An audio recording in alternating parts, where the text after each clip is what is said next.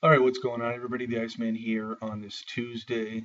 I've got like a very deep cough in my chest, so sometimes it's hard to, really make a video. But I was going to do a fast lane review, but I watched everybody else's, and you know, personally, I thought the show was pretty good. Um, I will say this: I think the confrontation with Sting and Triple H sort of threw me off a little bit because I think that Triple H should, actually you know, get the best of Sting going into WrestleMania, um, because Sting already got the best of, Triple H at Survivor Series. So, um, but we still have plenty of time. So, and then Randy Orton appearing at Fastlane, I thought was really cool. But now, um, with as far as the main event went with Roman Reigns and Daniel Bryan put over Roman Reigns, and give credit to Daniel Bryan there. John Cena and Rusev was a great match. Um, and I'd like to see another one at Mania, but Rusev says no. So we're going to get into Raw a little bit. I'm not going to do a review of Raw, but I want to give you my good points and my bad points about Raw. I thought overall the show was halfway decent, and I know a lot of people, dislike the show. I was disappointed though in the fact that Randy Orton, after seeing him come back at Fastlane, I assumed he was coming back as a huge baby face, and he still may turn, but he ended up hooking up with the Authority once again. He showed signs at the main event that he may, turn on Seth Rollins. He didn't, and I was really disappointed there because I'm trying to figure out, what are they setting up for Mania at this point. Um, so I was sort of disappointed there. I did like the video package of Sting because I remember, Sting from way back when he did have the spiked blonde hair and the face paint, and that was sort of pretty cool. But one thing the WWE has done, um, since the Royal Rumble, since Roman Reigns was getting booed after winning the Rumble, they have utilized Daniel Bryan, and Daniel Bryan has really helped put over Roman Reigns, and he came out. And and it looks like those two are like on the same page now. They're friends, and he told him to kick Brock Lesnar's ass at Mania, and then they teamed up in the main event, obviously, to to go up against Randy Orton and Seth Rollins. Where this is where I thought that Randy Orton was going to turn on Seth, and he didn't, and I was sort of like really shocked there. So I was a little disappointed there. But to see the WWE taking their most popular superstar right now and trying to help out Roman Reigns, I think that was a great idea, and I think it's been working. And I really enjoyed what they've done as far as that goes. Now, turning the page to John Cena, where he came out and basically he passed out at Fastlane to Rusev. They called it a submission, um, and he wanted to have a rematch at Mania, and Rusev turned him down. So I still think that they probably will have a match because if they don't, right now it's so up in the air who's wrestling who and whatnot. I mean, you have so many days to create a feud, and there is plenty of time yet still, but um, yeah, it was interesting, and it was a good thing for John Cena to put over Rusev to make it look even stronger.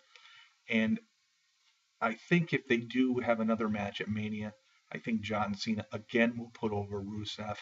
But then where does the program go from there for Rusev? Does he get involved in the main event picture? I don't know because everything is really left up in the air, and that's the only thing that I have a problem with the WWE right now. Is there's so many storylines that are left up in the air because basically we thought at Mania it might be Seth Rollins and Randy Orton, and it still could be. But for Orton to come back and join the Authority, it was like old times, and WWE needs to change up some things. And if he came back as a babyface, I think it would have been awesome. But we haven't seen it quite yet. And so right now, who is Daniel Bryan going to wrestle at Mania? Who is Seth Rollins going to wrestle at WrestleMania? Who is John Cena going to wrestle at Mania? Who's Rusev going to wrestle at Mania? I mean, it's interesting. They're going to still have the Andre the Giant Battle Royal, which will get everybody involved. But Still, you've got to have some really great matches on the card. And right now, the only thing that we really know for sure is Sting versus Triple H and Roman Reigns versus Brock Lesnar. So, again, um, the WWE has done a great job by helping Roman Reigns get put over with the fans with Daniel Bryan, and I really like what they're doing there.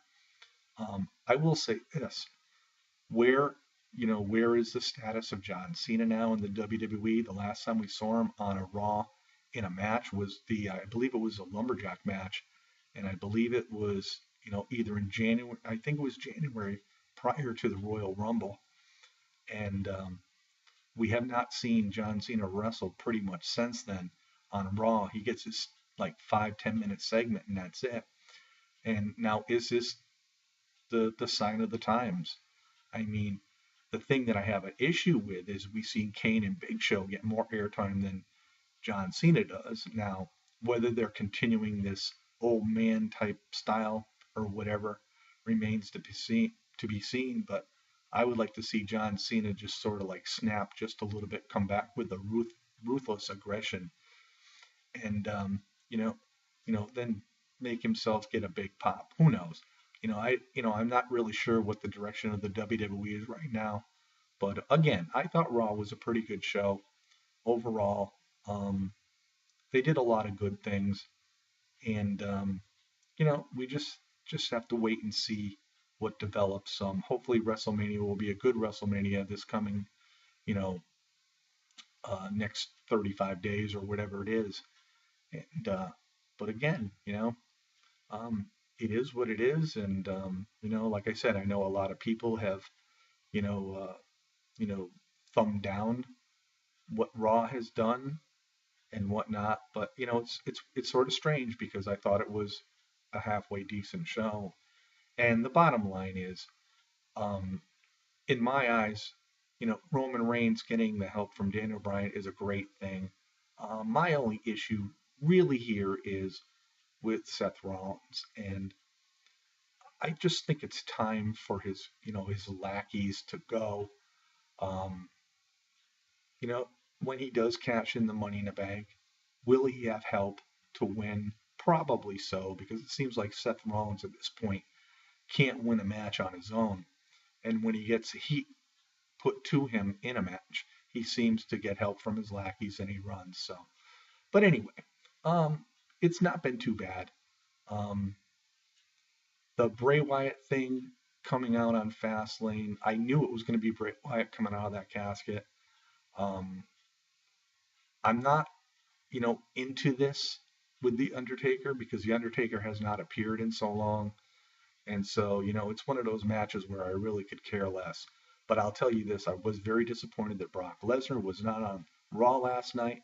Apparently, there's been some heat backstage.